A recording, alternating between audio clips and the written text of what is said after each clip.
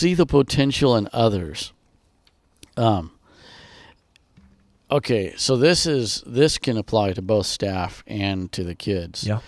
And with the kids, the notes that I made there especially is the notes I put is seeing the potential in others requires looking beyond their present circumstances to glimpse the heights they may reach. So Pastor Burgess is one of the best at this. Yes, he is. He and he's been, other preachers have talked about it, about how he develops leaders. Yeah.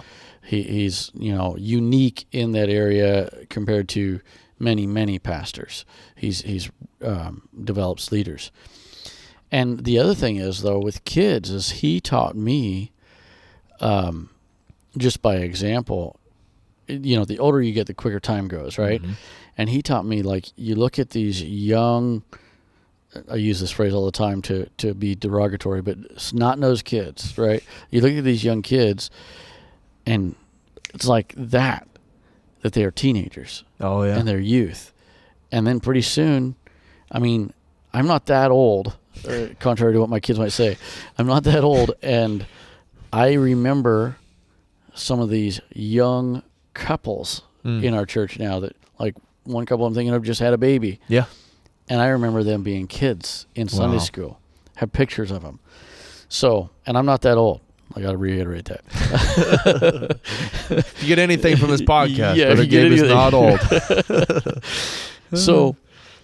So anyway, if we can learn that to value that, and I don't want to hog all the time on this, but just basically that's the thing, is we see potential in others. Then they might be a kid today, but just wait a little short while, and they're going to be a young family in the church.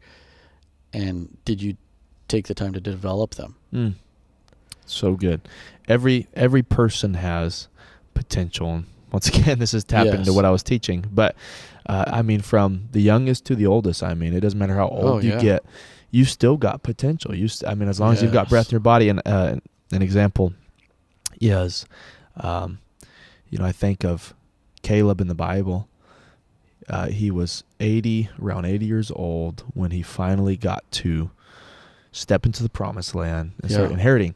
And he tells Joshua, he says, "Hey, I'm ready to go out and conquer some land." He said, when 40 years ago, I have just as much strength now as I did then. I'm ready to go do this, because he understood that he had potential. Mm-hmm. And I believe that Joshua is an example of a great leader, someone who would develop leaders. Man. But when you have that mindset of other people, you start to put away factors that could say, oh, well, they don't have potential. They're too young, or they're too old, or they've done this, or they've done that. When you put away all those factors, you realize, hey, you know what? They're creating the image of God, and God has created every person to develop and to have potential.